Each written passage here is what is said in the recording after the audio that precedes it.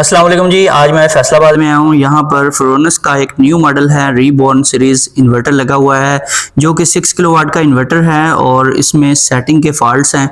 इसकी सेटिंग ठीक करते हैं और देखते हैं इसमें इसकी परफॉर्मेंस कैसी है और इसकी रनिंग में क्या क्या प्रॉब्लम्स इनको फेस करनी पड़ रही हैं। यहाँ PV7200 देख रहे हैं आप, इन्फिनियन रीबॉर्न सीरीज़ है और ओवरऑल ये एक अच्छा इन्वर्टर है। और वैसे इसमें जो है फॉल्ट्स तो आते रहते हैं हर इन्वर्टर में, जो कि IP21 में जितने भी इन्वर्टर्स होते हैं इनमें अच्छा तो किसी को नहीं कह सकते, इन सब में फॉल्ट्स आते हैं।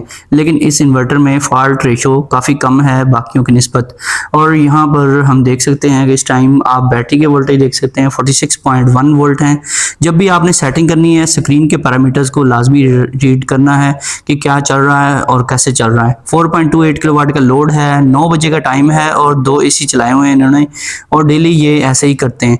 2 AC चल रहे होते हैं सुबह के टाइम पे, ये AC को बंद नहीं करते, दोनों AC मुसलसल चलते रहते हैं। और अभी देख सकते हैं 44 अम्पेयर से बैटरी डिस्चार्ज हो रही है और PV के जो अम्पेयर्स हैं वो भी 8 अम्पेयर के राउंड अबाउट हैं और 230 वोल्ट हैं इन्वर्टर के, जबकि वापडा इनपुट 0 वोल्ट है। इसका मतलब ये है कि उन्होंने ब्रेकर बंद कर रखा है वापडा का। और यहाँ पर आप देख सकते हैं इसका वर्जन नंबर है और इधर आप भी देख सकते हैं कि सोलर की जनरेशन 2560 वाट और या फिर 2.563 किलोवाट की जनरेशन है, जबकि लोड अप्रॉक्सीमेटली इन्होंने डबल डाला हुआ है। और 52 डिग्री सेंटीग्रेड और 56 डिग्री सेंटीग्रेड इसका टेम्परेचर है, नॉर्मल टेम्परेचर है।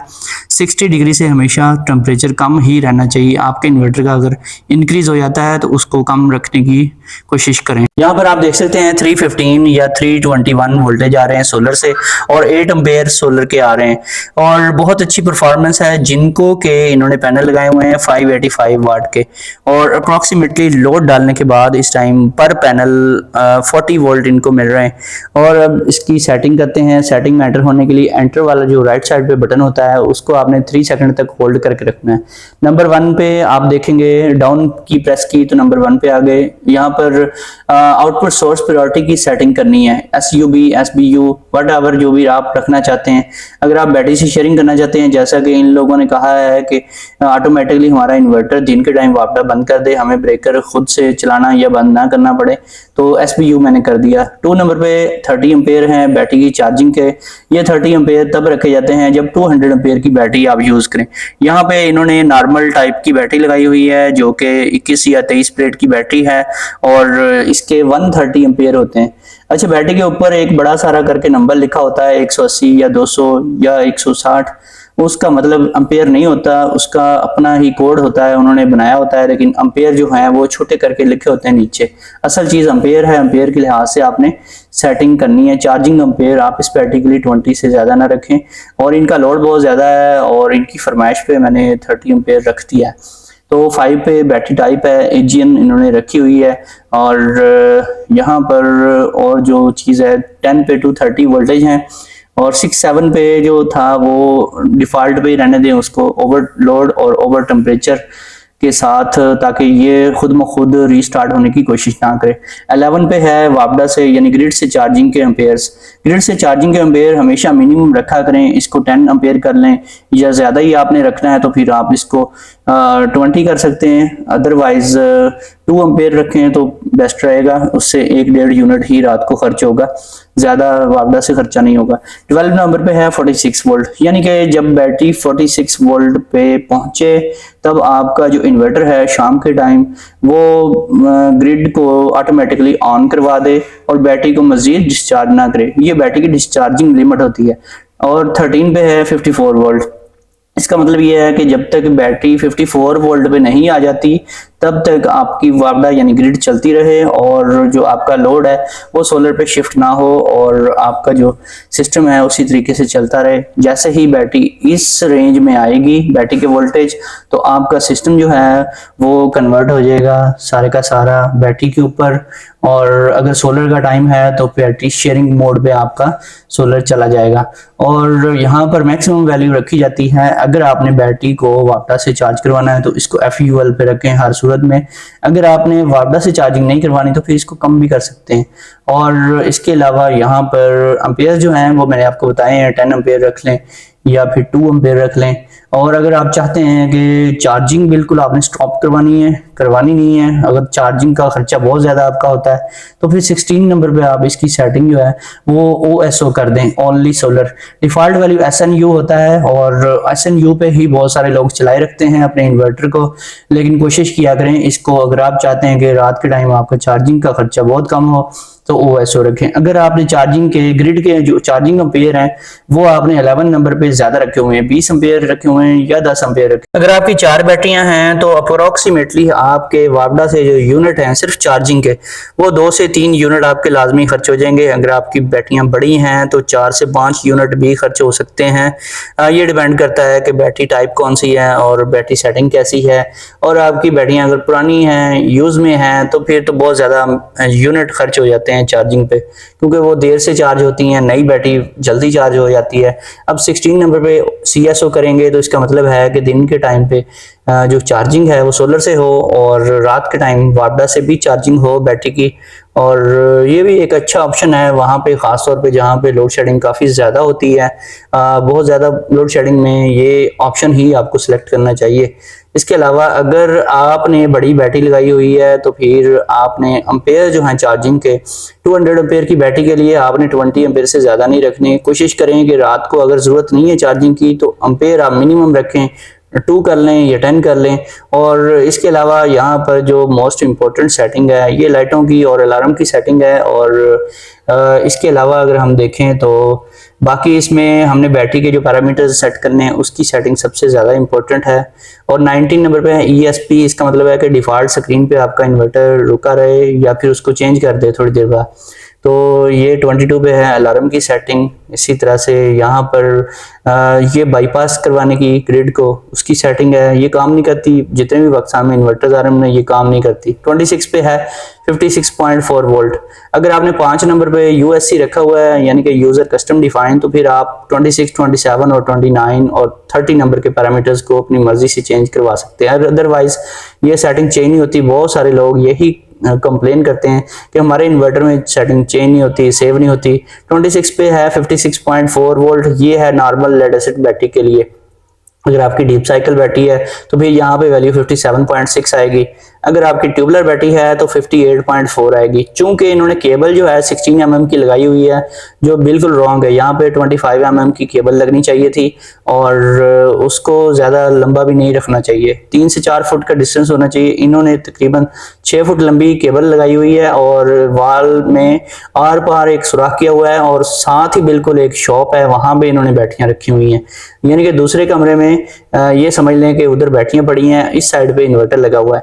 तो इतनी लंबी केबल है और 16 mm की है तो इसकी वैल्यू थोड़ी सी आप बढ़ा सकते हैं। 56.4 की बजाय इसको आप 56.8 कर सकते हैं।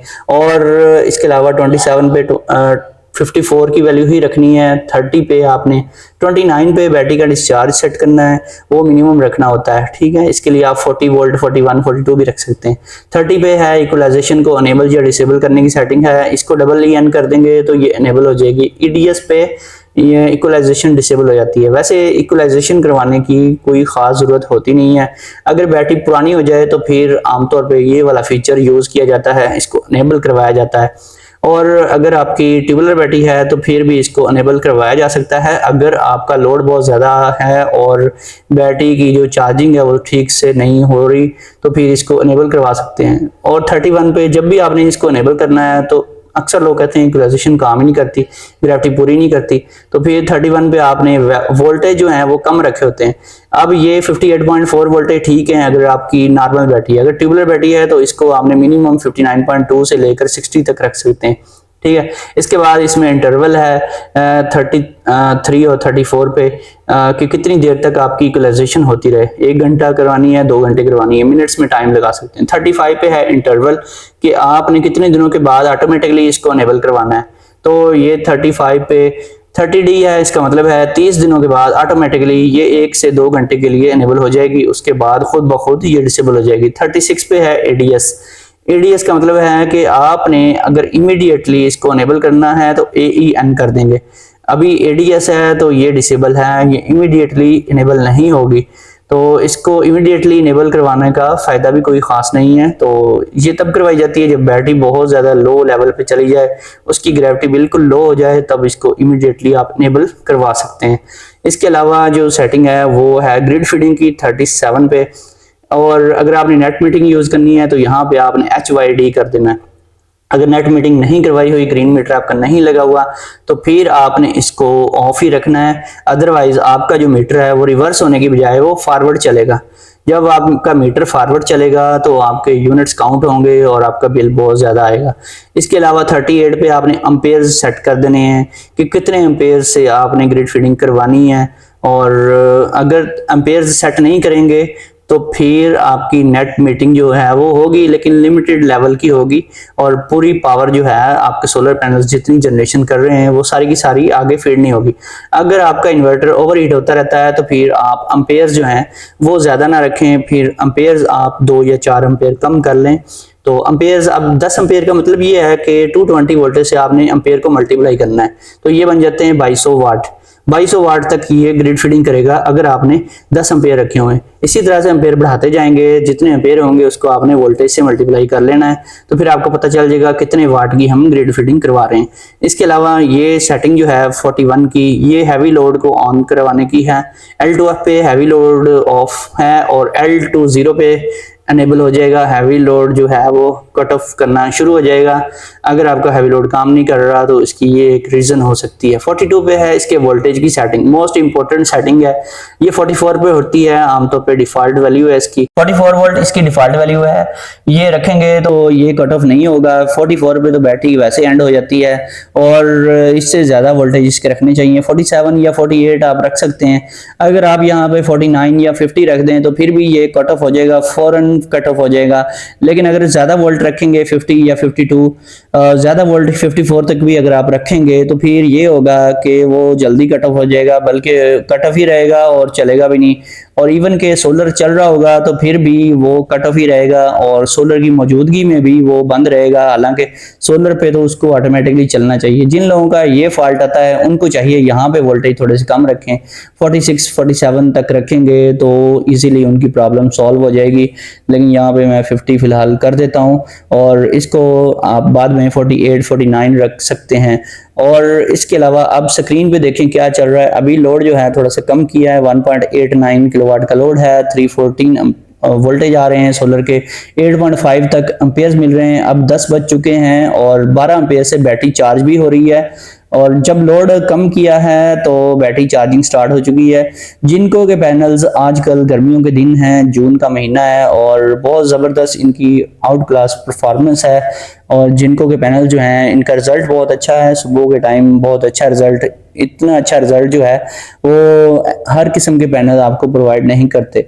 और यहाँ पर इनकी जो डीपी है वो भी देख लें, बिल्कुल थर्ड क्लास लोकल किस्म के ब्रेकर लगाए हुए हैं। कॉपी ब्रेकर्स आ रहे हैं मार्केट में, जब भी कोई कंपनी कामयाब हो जाती है तो उसकी कॉपी लाजमी पाकिस्तानी तैयार कर लेते हैं, बड़े शर्म की बात है। और फिर लोकल थर्ड क्लास जो ब्रेकर्स हैं वही मार्केट में हर तरफ यूज़ होते रहते हैं, और फिर खुदा न खास्ता कभी आग भी लग जाती है तो फायर प्रूफ डीपी होनी चाहिए, जो अगर कोई इसमें स्पार्किंग वगैरह हो तो फौरी तौर पे वो रुक जाए, और उसका दायरा कार जो है फैलना नहीं चाहिए। पीवी इनपुट लाजमी चेक किया करें जब भी कोई इन्वर्टर होता है। ये 500 वोल्ट पीवी इनपुट वाला इन्वर्टर है, और फिलहाल तो इनका जो इन्वर्टर है बहुत ज़बरदस्त काम कर रहा है। इसमें कोई परफॉर्मेंस जो है बहुत अच्छी मिल रही है, कोई फॉल्ट नहीं है। लेकिन इनको लग रहा था कि हमारी बैटरी सही काम नहीं कर रही, इन्वर्टर बैटरी को चार्ज नहीं कर रहा। इनका असल जो फॉल्ट था, एक तो सेटिंग का इशू भी होता है, लेकिन असल फॉल्ट ये था कि सुबह के टाइम ही 9 बजे ही इन्होंने 2 AC चलाए हुए थे, और 2 AC चलाने की वजह से इनका जो सारा सिस्टम था वो डिस्टर्ब हो चुका था। बैटरियां चार्ज होने की बजाय डिस्चार्ज होती रहती थी। तो सुबह के टाइम आप ज़्यादा लोड ना डाला करें, एक आध AC चलता रहे तो खैर है, लेकिन आपने 2 AC जब चलाने हैं तो पीक टाइम में चलाएं, जो कि 11 बजे से लेकर 2 बजे का टाइम होता है। ये देखें, ये पतली सी केबल है, और ये ओल्ड मोटर मार्केट जो फैसलाबाद की है वहां से लेकर इन्होंने लगाई है, और बिल्कुल लोकल केबल है। इंपोर्टेड के नाम पे ये धोखा दे रही हैं। ये जो जितनी भी शॉप्स हैं वहाँ पे बहुत ज़्यादा लोग इस तरह के काम कर रहे हैं। कुछ लोग, चंद एक लोग हैं जो अच्छा काम कर रहे हैं। इंपोर्टेड केबल उनके पास आज भी आपको मिल जाती है, लेकिन वो बहुत मुश्किल से आपको मिलती है। बहुत बहुत ही मुश्किल से आपको वो तलाश करनी पड़ती है। और ये 21 प्लेट बैटरी आप देख सकते हैं, 130 एम्पियर आवर की ये बैटरी है। तो ये पहले जो 21 प्लेट वाली बैटरी होती थी ये 140 या 150 एम्पियर आवर में या 145 एम्पियर आवर में आती थी, लेकिन आजकल जो बैटरीज कंपनीज हैं उन्होंने अपना म्यार कम कर दिया है और एम्पियर्स कम कर दिए हैं। देखने में ये बॉक्स तो बहुत बड़ा लग रहा है बैटरी का, लेकिन अंदर इसके कुछ भी नहीं है। और अभी आप देख सकते हैं ये इन्होंने आउटपुट पे लगाया हुआ है, इनपुट पे इन्होंने कोई प्रोटेक्शन नहीं लगाई। 8.6 एम्पियर्स इनका जो है लोड इस टाइम चल रहा है। और इन्होंने एक तो इनको प्रोटेक्शन इनपुट में लगानी चाहिए, और अगर कोशिश ये करें तो डिन रेल एक मीटर होता है जो कि वाट मीटर होता है, वो भी इनपुट में ये यूज़ कर सकते हैं। इसके अलावा ये ब्रेकर्स भी देख लें, इनके बिल्कुल इनकी कोई सीक्वेंस नहीं है और बस गुजारा हो है इनका चल रहा है। और यहाँ पे इन्होंने एक प्रोटेक्शन लगाई हुई है जो कि इनपुट का काम दे रही है, और ब्रेकर ये बंद रखते हैं या फिर इस टाइम वापडा ही ऑफ है।